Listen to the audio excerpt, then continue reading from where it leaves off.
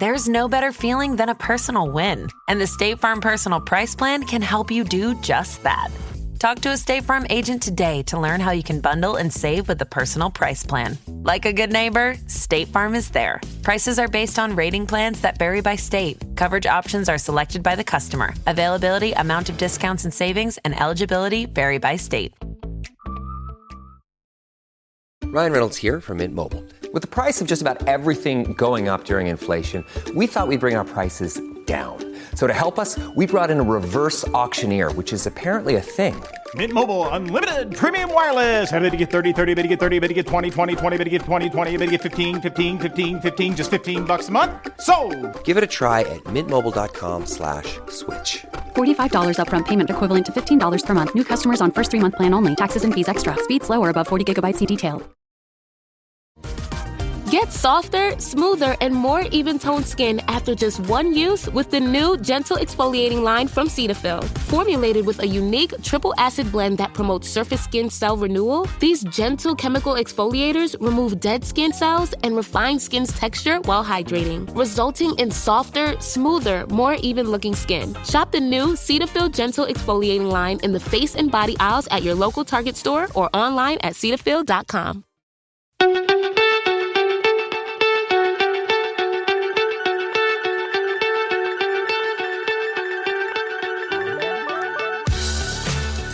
So attention cricket clubs and cricketing family, are you ready to step up to the crease and make a long-lasting impact on your club's legacy?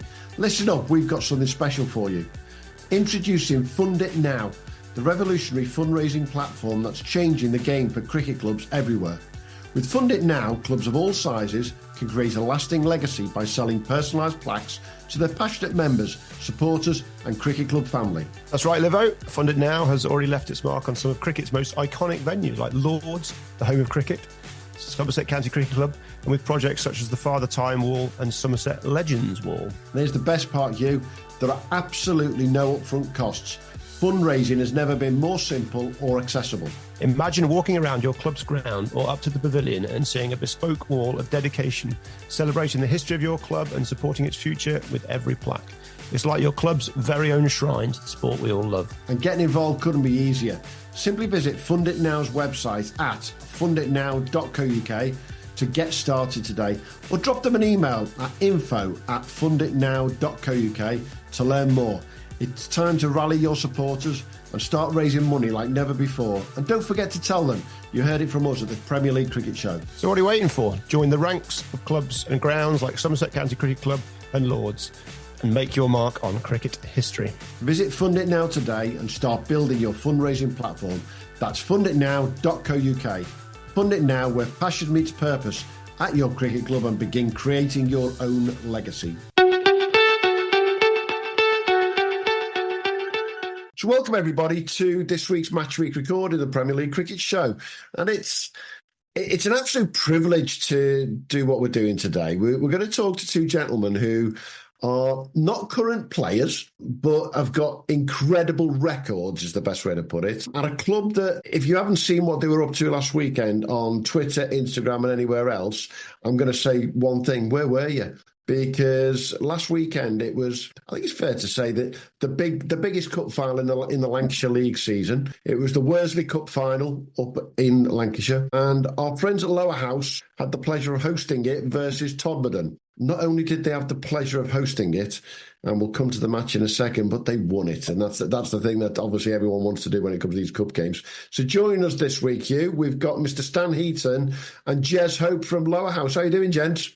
Very well, thank you. Thank you for having us. Absolute pleasure. I've got to ask, we're recording this on a Tuesday. It's probably about 36, 37 hours since the bar maybe sort of shut down at Lowerhouse after winning the Worsley Cup. Is the body and mind rested and back where it should be now, gents? Well, I'll go first. Thanks for having us on and giving us the opportunity, Ian and Hugh.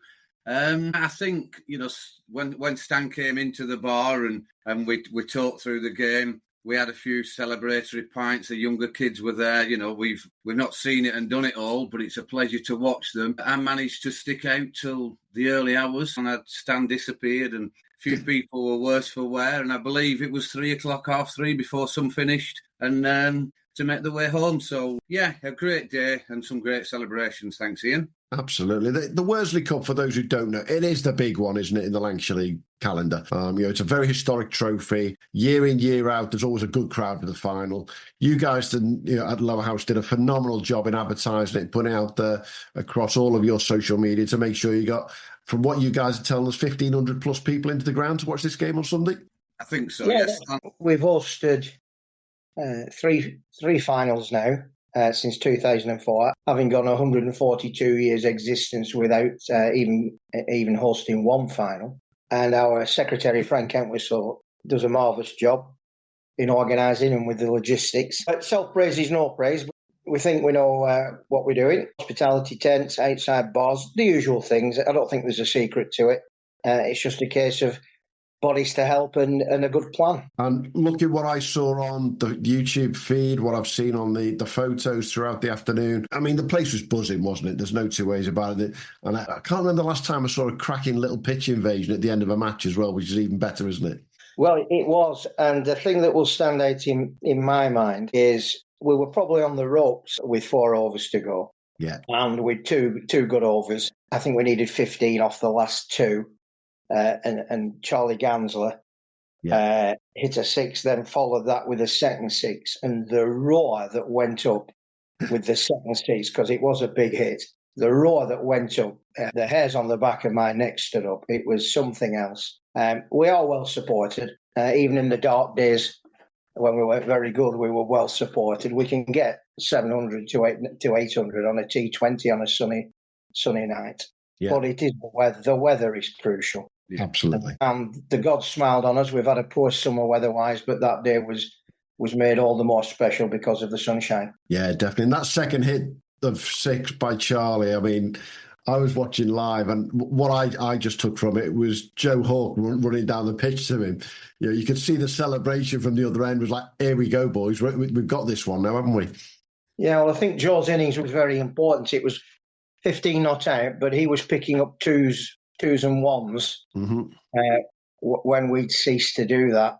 And those 2s and 1s brought us back into it because we were getting double figures off the over, hitting the odd boundary, they'd bowl the odd wide. And it was a hugely important innings. And he's done that before for us when we beat Burnley in the Worsley Cup in 2018, I think it was. He played a very important innings there as well. Yeah, and you got off to a reasonable start, but you just kept losing wickets at the wrong time, I think, didn't you? Ben Heap played a classic Ben Heap innings, I'd say, just stuck around there. Sal Pietro did what he does, but each time you sort of thought you were getting ahead of the game, you lost a wicket. It must have been nerve-wracking right around the ground that way. Yeah, I didn't think they'd got enough, to be fair. I looked at the track. It's a good wicket. We tend to like to leave a little bit of grass on if it's getting a bit too dry because it helps the pace. And I thought 240 they'll need to get, which would be par. Ben and Johnny went out, started very well, but they didn't score as freely as they did. But I think that was down to Todd's bowling. Todd bowled really well. I thought they performed so well in keeping the game in check. And when the pro were out, we did start to struggle a little bit. Yeah. We do bat all the way down. We bat right to 11, and our problem is getting bowled out.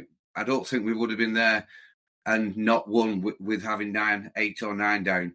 So it was vital, was that. But, the pros' decent contribution. I think it's worth mentioning as well, and I know Stan will agree, Henry Cotton, young lad, just come through the juniors. He's had a bit of a rough time. He's getting a good run in the first team, but he batted so well. Him and his dad with him, Charlie, was batting there as well. Unfortunately, Charlie got out, but they steadied it. That partnership was vital as well. And then, crikey, what happened at the end was extraordinary. How important was the game the day before playing Todmorden? As you say, you got bowled out by them in the Lancashire League on the Saturday. You were bowled out for 209 in 50 overs. It's been happening a lot this season, as you said. Did that, though, give you that sort of, okay, we know what we've got to do tomorrow to just take it a next step further? Well, my take on that was that our top 4 or 5, by our standards, failed on the Saturday. And it was 6 downwards who took us up to that score. Charlie Cotton got near enough 70. And their pro was out after, I think, 4 balls. And my take on it was that whilst of course we thought their pro would do much better, and my goodness me, he did. Our top four wouldn't fail again. And whilst they didn't set the world on fire, it was by no means a failure. But batting down to number 11 has been our strong point.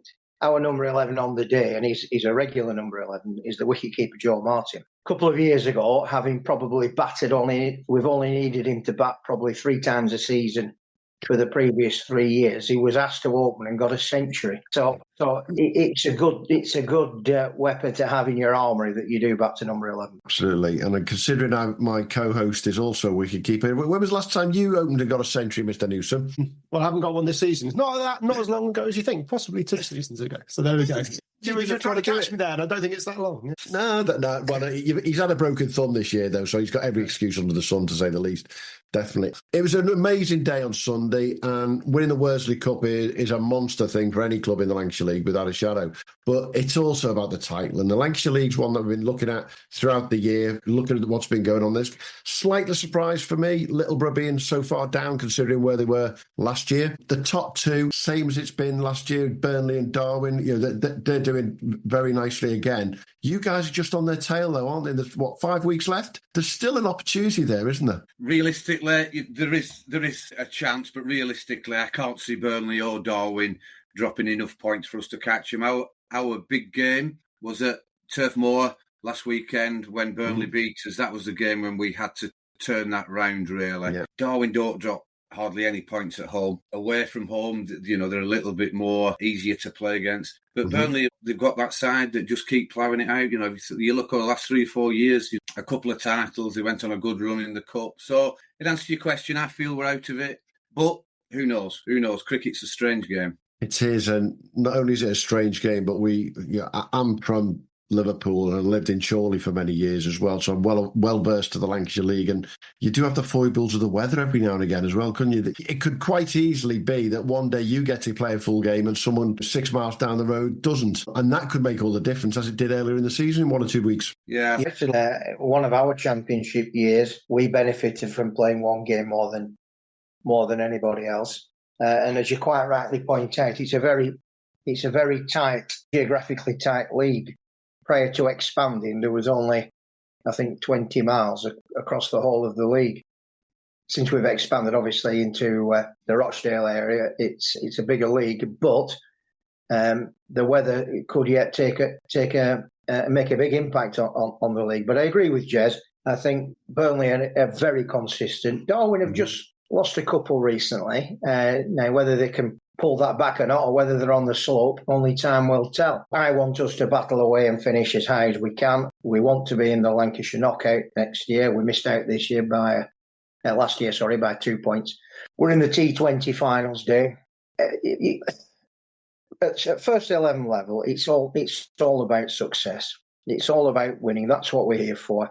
The players are as professional with a small p as they possibly can be in the way in which they conduct themselves and train. And at the end of the day, it is results driven at first 11 and probably second 11 as well. Absolutely. Hey, let's have a look at some of those results, shall we, here at the weekend in the Lancashire League. Yep. The Lancashire League does throw us week in, week out with it playing on a Sunday. Me and you'll spend Saturday night looking at all what's been going on around the country, and then we've still got to wait for you lot to finish on a Sunday before we look at the whole country. This week we had the privilege of you being on a Saturday because the Worsley Cup was obviously on a Sunday afternoon. What did you pick out in those games yourself over the weekend? Well, it's the Burnley-Rochdale game tells the story of the league a little bit. Rochdale bowled out for 57 in 35 overs, so that was quite hard work. And Burnley knocked it off 1 down in 10 overs. So a very straightforward win for them. And then Middleton Norden 277 in their 42.3 overs. Whether they declared, I'm not sure what happened there. And then Middleton 93 for 8. Big win for Norden there. Lowerhouse, Todmorden, that was the game we just touched on there. Lowerhouse, 209 all outs and bowled Todmorden out for 181. That's the day before the cup final. And Haslenden chasing Haslenden's 181-7, bowled out for 158 in 39 overs. And Enfield Church. And I'm struggling here. Oswald Twistle, is that right? You got it. Yeah. Yeah. So Enfield versus Church Noswell Twistle. Church Noswell Twistle in their 50 at 145 for 9. Enfield knocked it off 6 down, 35 overs. And then Clitheroe, Littleborough 193 in 49 overs, and Clitheroe knocked it off for 5 down in 34 overs. A few performances amongst that lot. Ali Ross 88 off 85 for Clitheroe. Yasser Ali with a 50 for Enfield. Charles Cottam, there we go in the Lowerhouse. Obviously, the 68, a really important game, that. And Daniel Solpietro, 557. He's been a hell of a signing for you guys, hasn't he? Daniel Solpietro, runs and lots and lots of wickets. Then Mitchell Owen for Norden, 118 off 85 balls. I think, is that the only century of the weekend? I think it is, just looking up and down. Yeah, it's the only century of the weekend. You know, runs not quite so high as many other places in the country. It's still quite hard to get runs in the Lancashire League at the moment. Is that the pitch is still a little bit difficult, or is that just the sort of, is that about par this time of year? We did have some inclement weather during the weeks. I think when the covers are on and off, and then they're on for say a day, which did happen right about Thursday, you're going to be lucky if you can produce a road of a pitch. Now, some of the scores, I would agree, are too low. And there's clearly been a real issue with the pitch there. But by and large, on a good day, you're looking to score 230. You can get as high as 270. We've had 2-300s this season playing at home. I mind tell us the groundsman. But I think the scores for the weekend were par, bearing in mind the week we'd had before with the weather. Yeah. We never quite know what weather. We feel like we've had lovely weather, but it might have chucked it down all week for you guys. So yeah, we're not far. That is the case, and everybody's moaned about the weather this year. And I must be spending half my day looking at the weather apps. And this year, it's not so much been the weather; it's been the fact that the forecasts have been way out. You can't get 3 apps that will agree. And in many cases, all 3 have been wrong. So the rain comes in for the day when it was only supposed to be the odd shower, and on occasions we've put the covers on and no rains. So that has been, I would say, more difficult than actually dealing with the weather itself. Definitely. I think the point you made there, Stan, that you had to put the covers on later on in the week and then they come off. And it shows then in some of the results at the weekend where the teams batted second did actually bat quite easily and knocked them up in 35, 36 overs because they've had that sun on the ground then. It's had time to dry out a bit more, hasn't it? It swings and roundabouts week in, week out with the Lancashire League, and that small geographical area makes such a difference, doesn't it? Yeah, it does. Times change. When I first started playing, winning the toss was absolutely crucial because they were uncovered wickets and clubs didn't use loam in those days. They used soil, riddled soil, would you believe? Nowadays, I don't think it's just as important. But really, on a hot day, and it didn't happen for us on Sunday, on a hot day, you want to win that toss and bat. And I've got to ask the obvious question. In terms of the quality that's around the Lancashire League right now, you guys have been around a while and you've played over the decades. How do you perceive it right now compared to when you were playing, Jez and Stan? Stan, we both have similar sort of views, so I'll go first and then see if I've missed anything. The quality of the amateurs now, in my view, is superior as a whole than it was back when Stan and I played. The professionals were far superior back then, as in test match players, as in names, etc. But I think it was a real difficult period when the league decided to break into 2 leagues. We got an extra, I think, 6 or 8 clubs in, and there's 2 leagues now. So the first division is so competitive. The top 5 amateur batters are really good players. And then you've always got 1 or 2 good amateur bowlers that will get 50 wickets every year.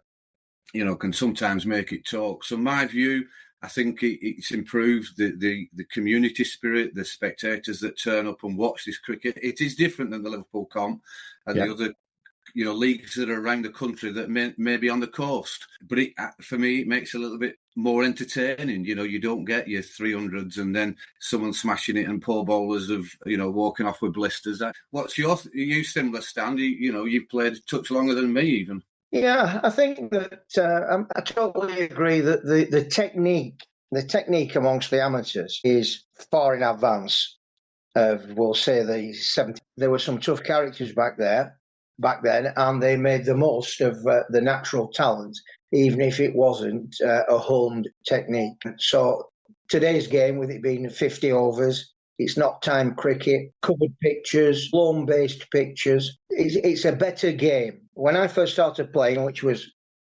in the first 11, which was the mid-70s, half the sides in the league wouldn't get 100 on a given day. Wow. Because of the state of the pitches and the fact that somebody like Charlie Griffiths, Michael Holding, Kapil Dev, Alan Donald were bowling at them. Just to name a few. Just to name a few. Yeah, why don't you drop a few more, Stan, while you're at it? Go on. Well, thank you for the invitation. I got my maiden 50 against Kapil Dev. But having said that, I would love to have played today because the practice facilities are streets ahead of what they were back then. But it's like the football argument. You can't compare George Best with Maradona with Ronaldo. A great player will be a great player in any given era. And I think is still the same with cricket. But it is a different animal these days, much different. When I first started, it was, if you were a batsman, it was about survival. Now it's about how far can I hit it with technique. And I agree with Jez, the standard's very, very high. It's high in all the Premier Leagues. And it's a pleasure to watch, an absolute pleasure. Which is one of the reasons Hugh and I love doing this podcast, because we know, and we talk about it week in, week out, the quality that's out there is absolutely phenomenal. And there's so many people who follow, let's be brutal about it, first-class county cricket, don't pick up on this because they don't see what you guys see on a Saturday or Sunday every week and what we see when we look at the numbers. You're right, we've moved on in our times. The professionalism around the amateurs in particular, they're watching what the boys are doing, aren't they? And they're treating the game a lot more, I wouldn't say seriously, but they'll practice the way the pros practice, train the way the pros train. And they've learned that way compared to, I played in the 80s, so I'm not quite as far back as you guys, but they've learned from that, haven't they? They have, Ian, and I think it's worth mentioning that, the way that the professionals now take the training or coach, whether it's not so much the juniors, but the developing players who have played for a number of years. It's great to even watch them practice now. Stan and I would be practicing on the outfield. We used to put the nets up ourselves. The first person that got hit on the head, we took the nets down and then went for a beer. Now the 2-3 nights a week training, working on fielding drills, working on how they're going to bowl at certain players. And that is, a lot to do with as Stan says, and as you said, Ian, the professionalism that they're adopting. I think I think I could just plug, if it's all right, Ian, we have our own podcast within the cricket club. Absolutely. If people want to have a look at it, Housecast, we do them with various legends like Stan and ex-players, but we always try and get the professional on. Matthew Mott came on last year, just after he got appointed, and he was fantastic to talk to. But one of the best ones I've been involved in was our current professional, Dan. He was on 3 or 4 weeks ago, and I've urged people to go and have a listen to that. It could almost be Brendan McCullum, the way he's talking, the way he's saying no fear. If you believe you can do it, then do it. But don't be reckless. It's well worth a listen. I don't know if anyone on here has listened to it, but it is, the attitude there, as Stan says, going back, it is so different. Good players would have adapted. We had our legendary opening batter, Brian Higgin, who, would get 500 runs on those wickets that Stan was talking about in the late 60s and into the 70s. But he would have adapted to the way that they're playing now. But as Stan says, to watch it, it really is a pleasure. How's it, how are your gates compared to, going back to 10, 15, there's so much choice for people these days in their media consumption, but are you still drawing the same crowds you've always drawn? Are they getting better? Is it changing? Is the demographic changing? People who are coming to watch? The whole of the league, in terms of spectators, has changed. The days of Leary Constantine and 8,000 cramming into Combe Cricket Club to watch you, or Nelson Cricket Club, should I say, have long gone. And we're very fortunate. We were a Cinderella club for, well, as I say, 142 years, and everybody's underdog, if you will. But we've maintained our spectators and probably increased them. The days of a cricket club being the captain's plaything, him and his pals, are long gone. If you're not a community cricket club, I think you're going to struggle.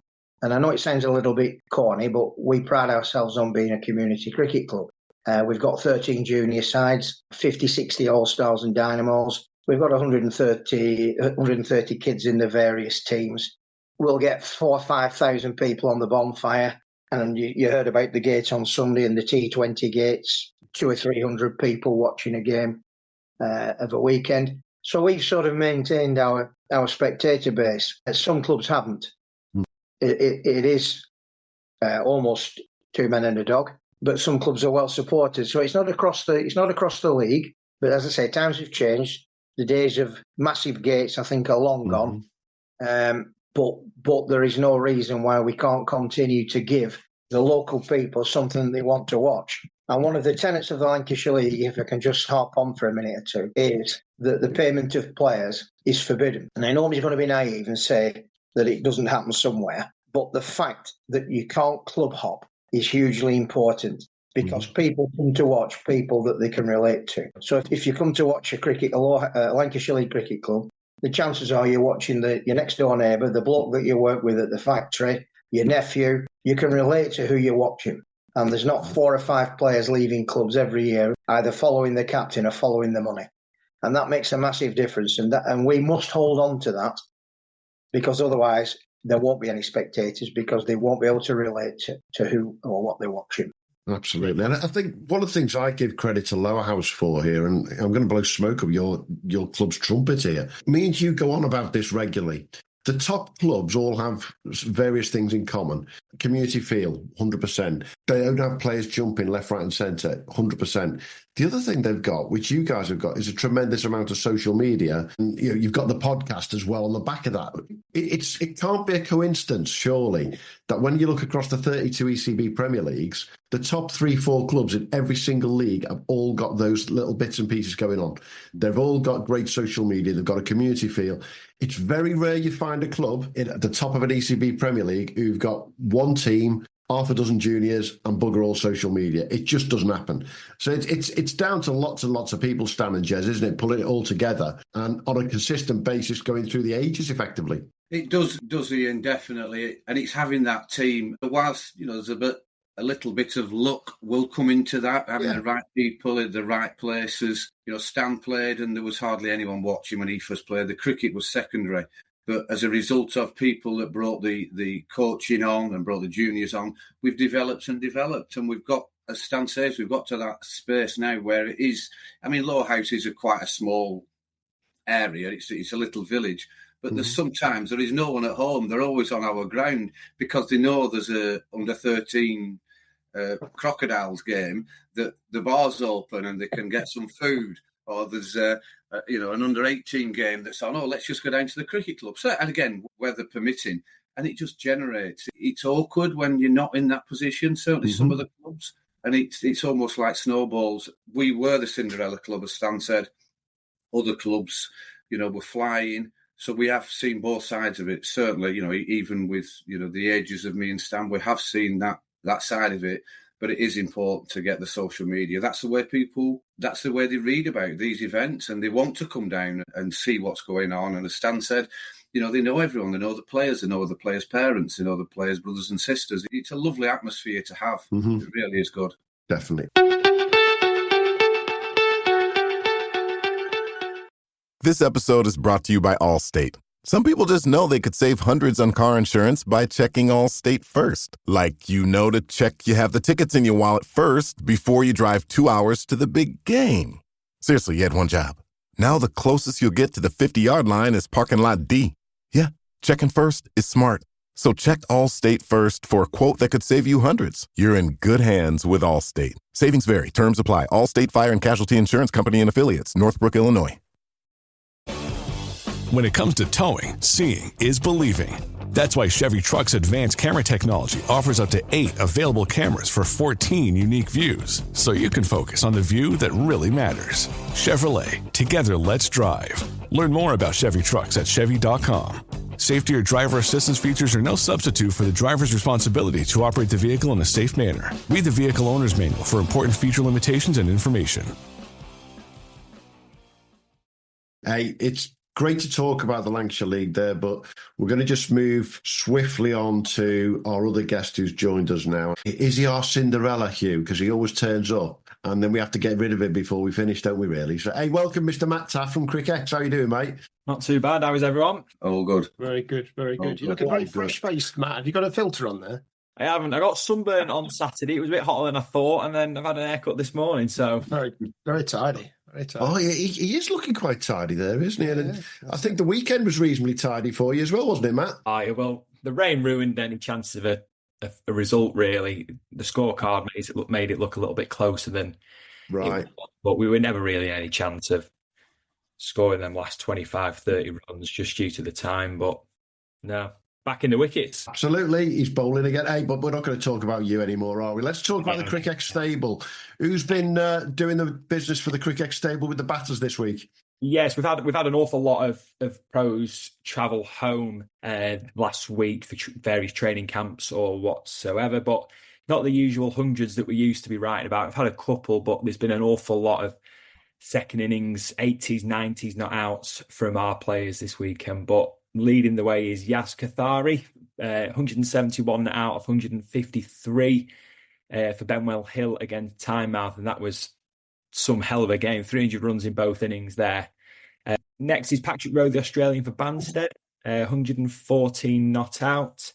And then Kaswin Madashankar for Sandal, 113 off 80. We back that up with 5 for in the second innings. And then, like you say, it was just as many 90s and 80s you probably could think about. But Callum Taylor, again, 98 not out for West Hearts against Potters Bar. Cole Briggs for Harpenden, 86. And then Gareth Seravin, 86 off 70 for Hayes down in Kent against Canterbury. But just a lot of second innings not outs there. So the boys getting the job done. And what we got around the rest of the country, 171 not out for Yash Kathari was a great innings, but I think we can beat that around the rest of the country, can't we, Hugh? Yep, he was second highest scorer in the country this weekend from Premier Leagues. We've got Sam Moores, JG Beakin in the South Cheshire League against Burslem, 178 off 97 balls. Some effort there. My understanding is the first 100 came off 43 balls. That's a painful. So 282 all out in 39 overs, JG Meakin were. So they got the job done, and they got it done fast. So yeah, Yash Kathari there, 171 not out of 153, Benwell Hill. And then Wayne White, Sawston Babraham against Great Witching, and there's some more runs in that game as well. It's a very, very high-scoring game. Sawston 396 for 4 in 50 overs. Beat Great Witching, who put 321 for 6 in 50 overs. That Great Witching, we had a 100 there from Phil Mustard. He's not actually done brilliant. We mentioned it last week, I think. He did not had a great season with the bat, but he's opened and he's got 127 off 102 balls. So it's nice to see Phil in the runs there. And then Tim Lloyd is a name we talked about a lot last season, young lad at Wimbledon. He got 154 off 151 in the Surrey Champ. He's not actually seemed to have played a huge amount. And then Jordan Silk, who we've just had a chat to, I think will be coming out on a podcast very shortly, Tasmanian captain and Sydney Sixers Big Bash star, 150 not out off 139 balls. And then one honourable mention at number 6, a measly 149 not out for Deepak Khatri off 64 balls. Smethwick against West Brom and Dartmouth. I mean, 149 off 64. Ouch. That's painful. There's some runs there. And I've got to go one deeper in that list there. You had Wayne White scoring 169 for Sawston and Babraham. His opening partner, CJ Guest, scored 138. Yes. And the two of them then did exactly the same again the following day for Cambridge.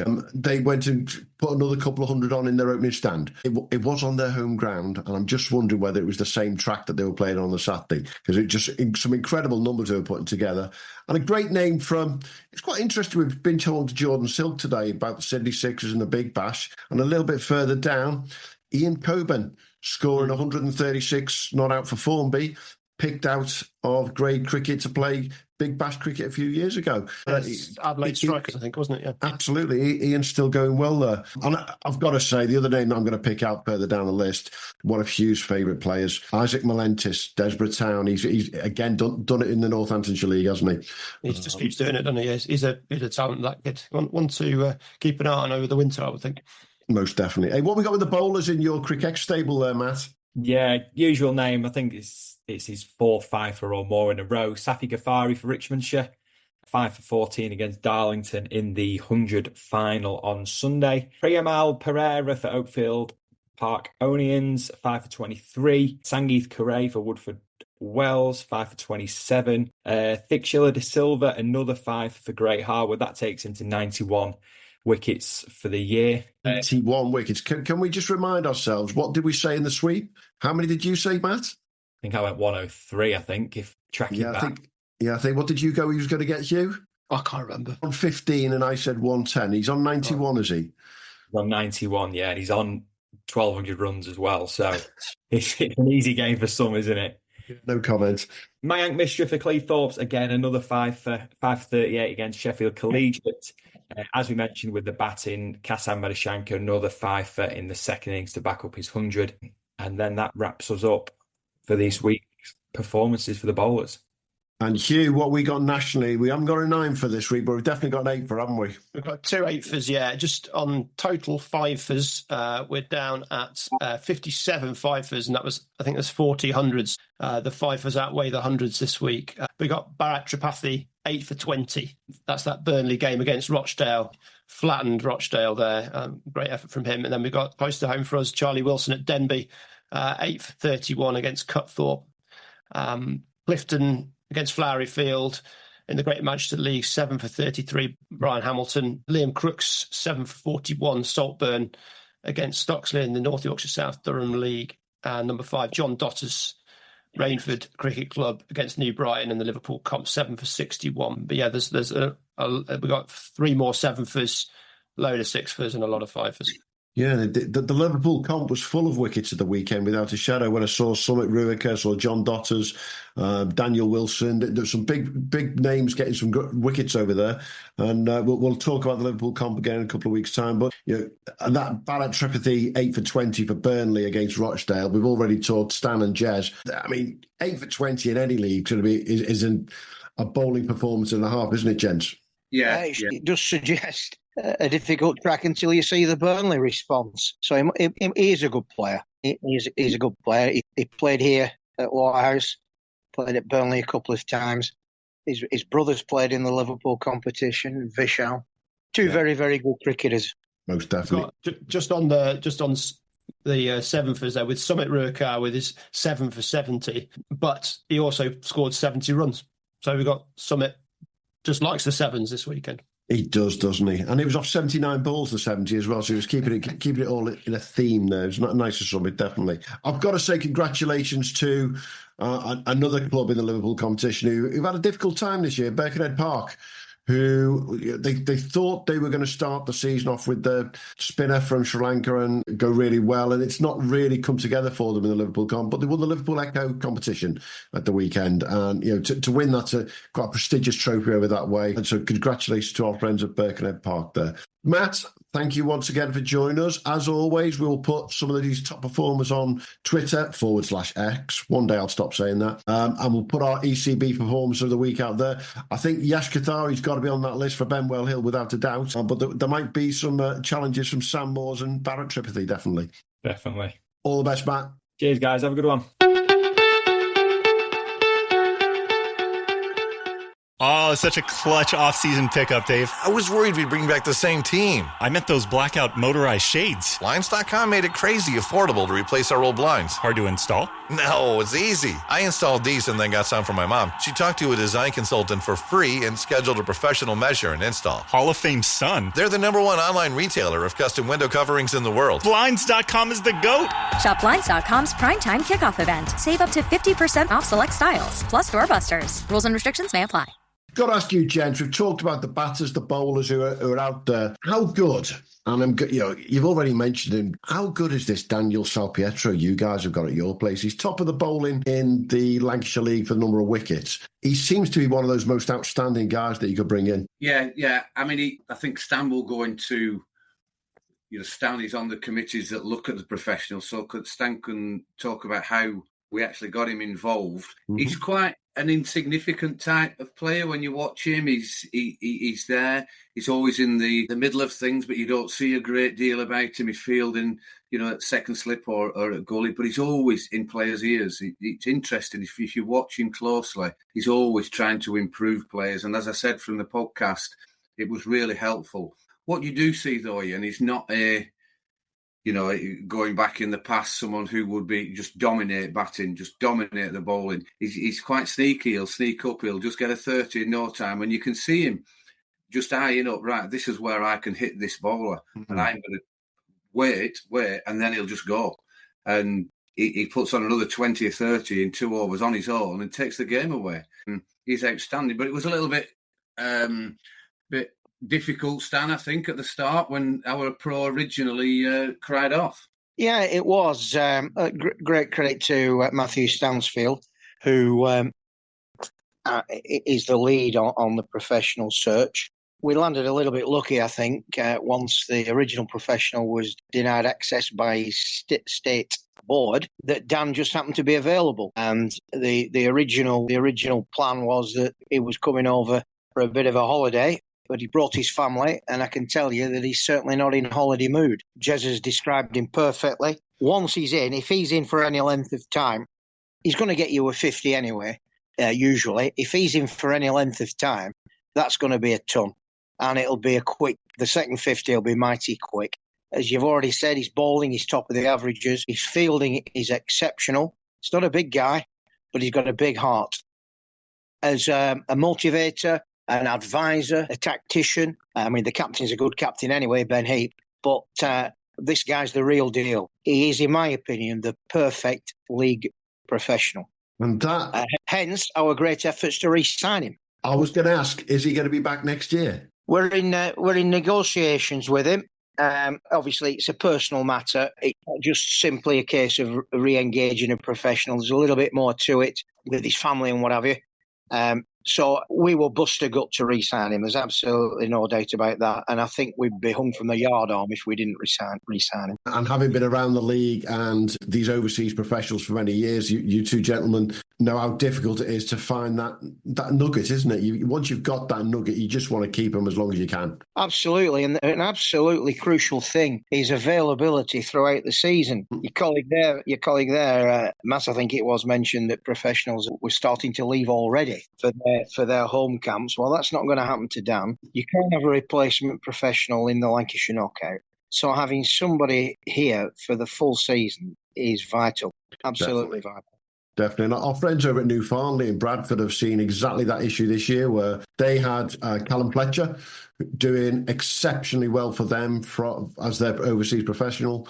He then gets signed out of the Bradford League to go and play for Derbyshire in the T20. They've lost him. They can't replace him. He's done. So it's finding that balance, isn't it, between the guy who could be picked up to go and play elsewhere versus having, in your case, 22 games a season in the league and whatever cup games as well. Yeah, well, we've overlooked, or looked over, should I say, professionals in the past and decided against them because we realised they would be called up. Littleborough have been mentioned. The way they played against us last year, I actually thought Littleborough will be championship contenders this year, but they're professional. Gave back word at the last minute, and I know for a fact that Littleborough have had a dickens of a job trying to get replacement, and in some cases haven't been able to. And it's savaged their season, absolutely savaged. They've gone from top of the league contenders to flirting with relegation, and probably all down to the fact that the professional who knitted the team together last year hasn't been able to come back. And at short notice, we were lucky; they've been unlucky. It seems like the sort of perfect pro, doesn't he? Because he's got that great balance of tons and tons of experience. He's no spring chicken. He's 36. He's come over. He's a bit more settled than maybe a 20-year-old bouncing out of Victoria for the first time would have been. And so that lovely balance of, he's still in his prime, really, but he's got loads of experience to go with it. Like you say, he's not going to get called up for the state team all of a sudden at 36. He's not going to disappear off in a training camp or whatever. Yeah, it's just that, he's like the model overseas professional that any team would, in any part of the country, would want to sign. Absolutely. I mean, he's thrown his heart and soul into the club, as indeed as his wife Jackie. And the 3 kids are always here. They're tiny tots, so they've all got their own little cricket bat. And it's wonderful. Absolutely wonderful, because you can have a great pro on the field, but if they're not gelling with the team, if they're not gelling with the spectators, the members and what have you, that can cause some issues. So we're absolutely overjoyed with the guy that we signed. Absolutely. Absolutely. We'll come back to the Lancashire League in a second, but let's just have a quick look down the road at the Cheshire League, shall we, Hugh? We've not looked at Cheshire for a few weeks now.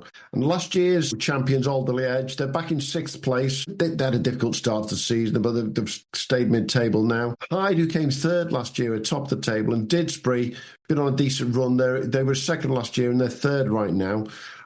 What have you spotted in the Cheshire League over the weekend, mate? Well, our friend Ben at Grappenhall ground out another sort of mid-30s off lots of balls to get the job done for Grappenhall. That's a really big win for them. They're on a bit of a slide over the past few weeks, but that's against one of their rivals, Timperley.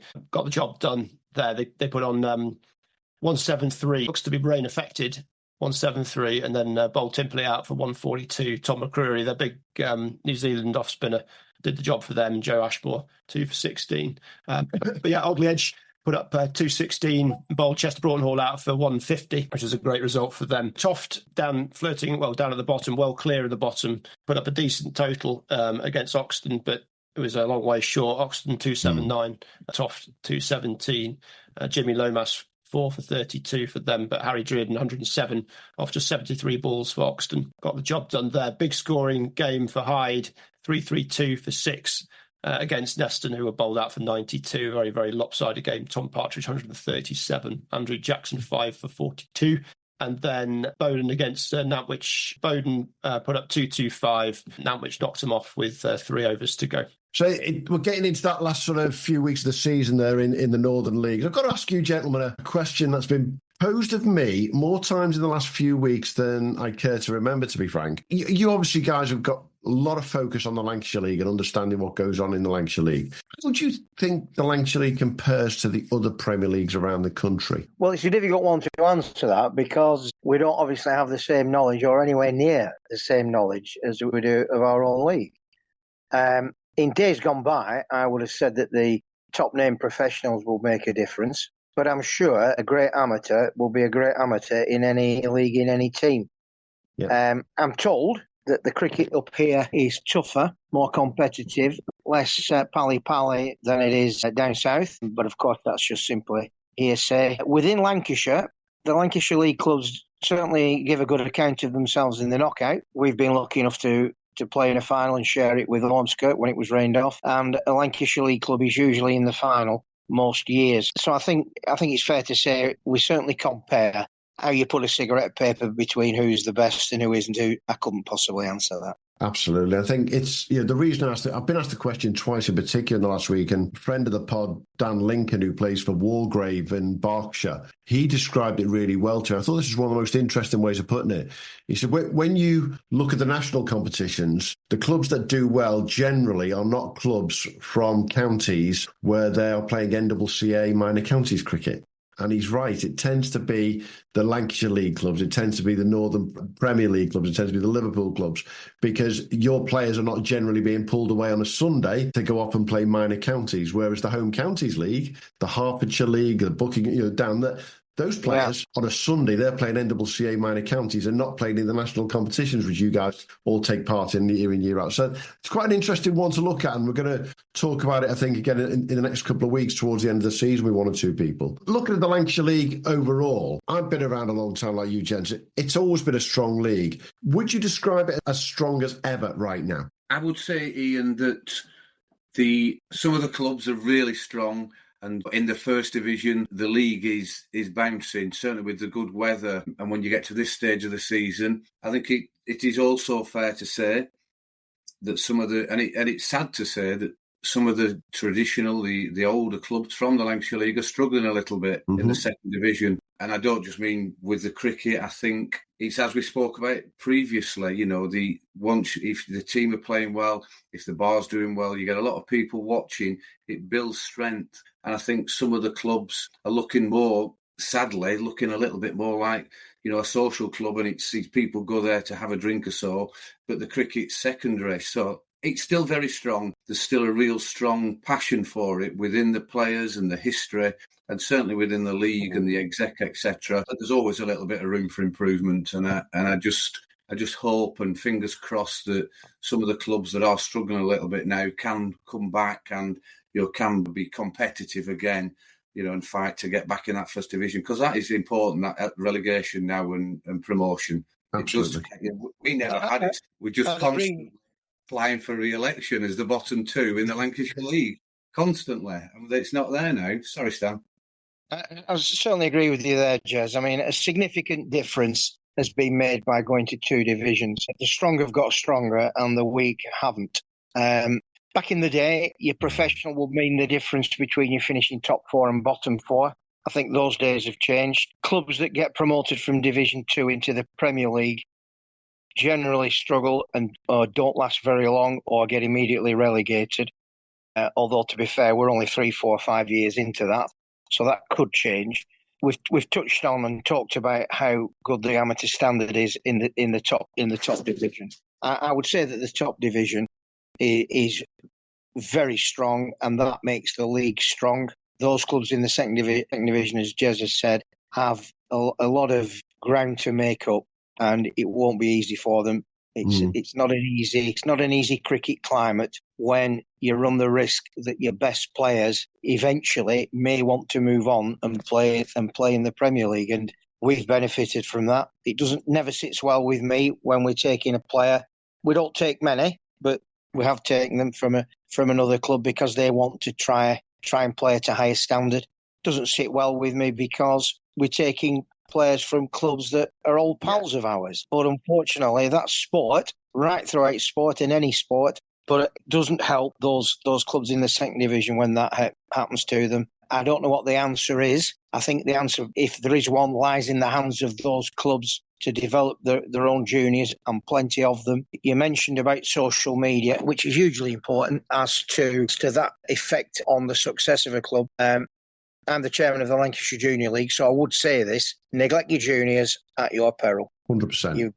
You must have, and it's easy to say this if you've got the bodies, you must have a strong junior section because it's a numbers game. There is a lot of kids don't see it through to the bitter end. So many now go to university compared to back in the day, and they don't always come home. It is a numbers game, and you need a lot of juniors to turn out well. In some cases, 2 teams. In some cases, 4 teams, 4 senior teams. It is a numbers game, and the juniors are hugely important. How do you see the junior take up? Compared to 10, 15, 20 years ago. Is it an improving climate? Well, with 30 clubs in the Lancashire Junior League, they're not all Lancashire League clubs. They are 2 separate organisations under the umbrella of the Lancashire League. And we've got 15 divisions. There's 150 teams, and they're playing some 1,500 fixtures within the league. And I think there's something in the region of 1,700 players playing. So those statistics are quite staggering, I think. And that suggests that it's a strong setup. Personally, from our club, more juniors than we had way back in the day. We've stayed pretty steady for the last 10 years. We've probably reached capacity in truth. Wouldn't fit another team in. And kids want to play cricket. Fortunately, they're not exposed to it at school. No. But if you go into a school and coach, or you look at a school's competition held on your ground, once a kid hits a 6, takes a catch, bowls somebody out, they're hooked.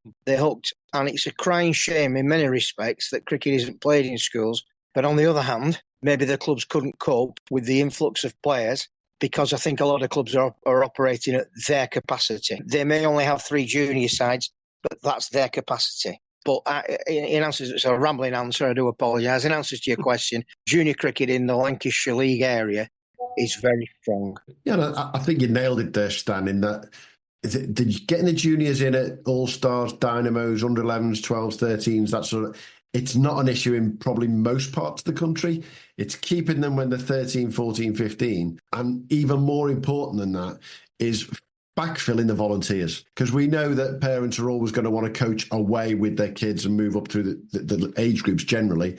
But if you're not backfilling those volunteers and your volunteer pool runs out, that's where a lot of the clubs end up with an issue, isn't it? Well, it's an obstacle course for a volunteer. The days of supporting your son by running his team aren't as simple as that anymore, with DBS, coaching courses, regulations, rules, all of which are necessary. But it is an obstacle course, and it doesn't encourage or doesn't help the situation. All Stars and Dynamos was a wonderful invention. Long may that continue. It's been a massive help to us. We were proud of our junior section, but I can say that All Stars and Dynamos has enhanced it and made it simpler for us to operate and manage the youngest of the young. So all credit to the ECB for that. But volunteer time, because everybody's busy. It's a busy world. Most parents work, both parents work, hugely difficult. But long may we encourage those parents to get involved. And I think that without them, of course, the county players don't just suddenly come out of a drawer. The county players come through the junior of some club. So the strength of the whole of the cricket in the country relies on your village team, your Lancashire League clubs, your Berkshire League clubs, relies on them to start the ball rolling for these kids. Most definitely. You're singing could only be bettered if there was more cricket in schools. Most definitely. But I'm going to give credit to someone who's not been mentioned yet on this episode, and it's from your junior section. How proud are you when you see someone like Liberty Heap come through the club the way she has done and then get to play county cricket? Incredibly proud. Great credit to her dad, Ben, the first 11 captain, who should take maximum kudos for the way in which he's brought her up and coached her. She's a very level-headed girl.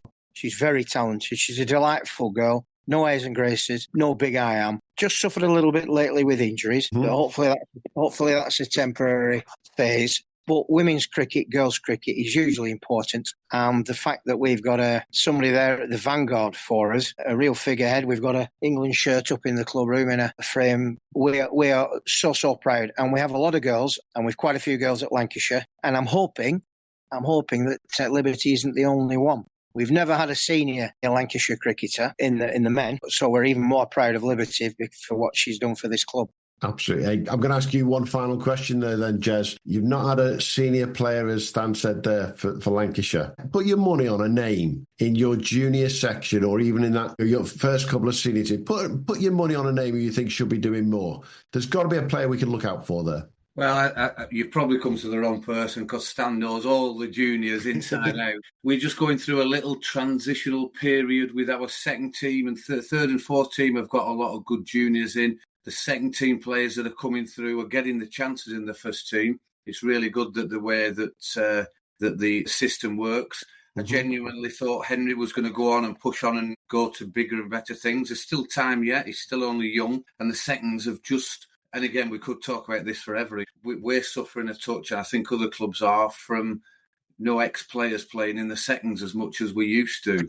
Yeah. So those juniors are suffering a little bit. But help me out, Stan. Anyone under 14 that you've got your eye on for the future for the listeners? Well, it is a difficult thing to do. Really, it requires clairvoyancy because without naming any names, we've had a couple of juniors that I thought would have been the next Flintoff, but didn't see it through, didn't take the step up necessary to even be a success at first 11 cricket. We've got a 12-year-old, he's shortly to be 13, playing in the fourth 11, which is in the third 11 league, so he's playing against men most of the time, called Joe Clark, and he's technically very, very good. He's as keen as mustard, he's astute. We have a lot of players that I think could be very successful first 11 cricketers, even though they might only be 9, 10, 12.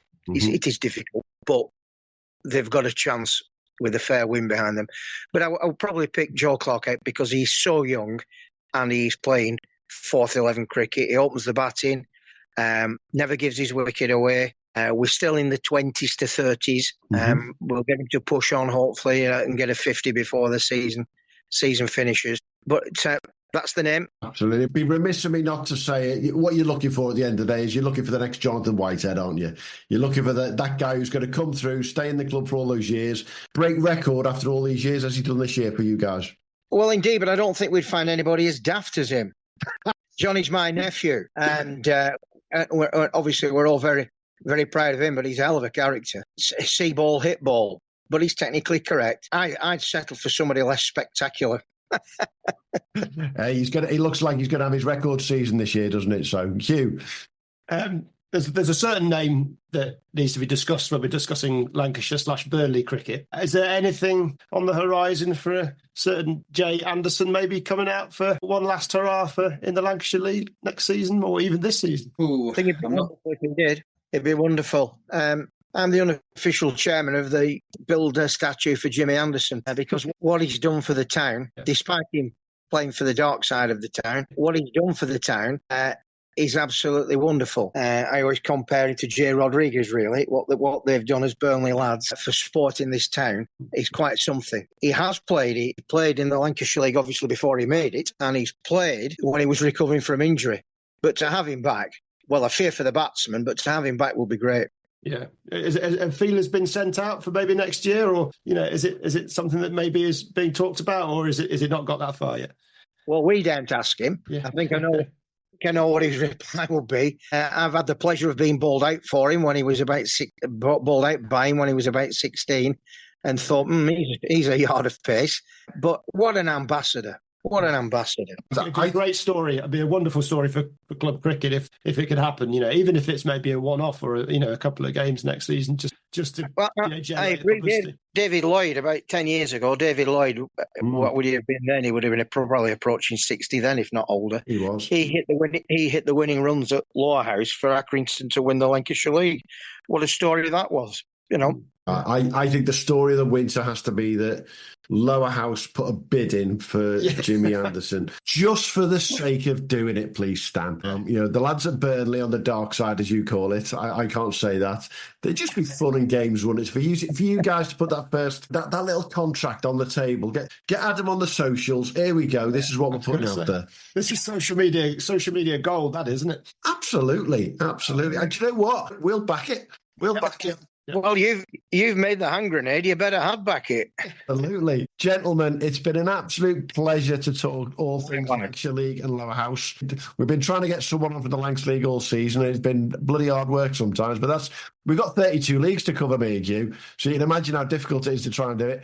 Going to encourage everyone, if you can listen to the Housecast, have a listen to it. It's a great little podcast that the boys do. And it'll be a good one this week because they've got Charlie Gansler going on, I think, haven't you as well, Jez, to talk about the Wesley Cup final. Hopefully the lads have all recovered before they go on to the podcast this week. But thanks for your support. Thanks for joining us today, Jez and Stan, and look forward to seeing where the season goes. Thank you very much indeed. All the best to you.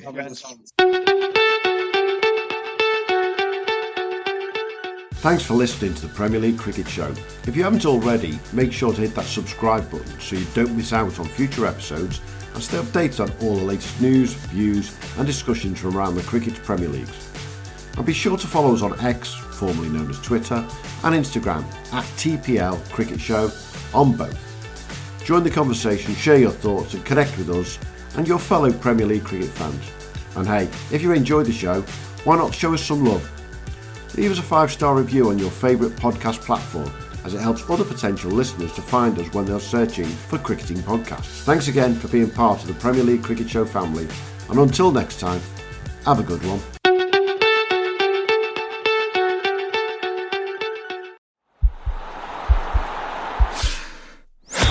This podcast is part of the Sports Social Podcast Network.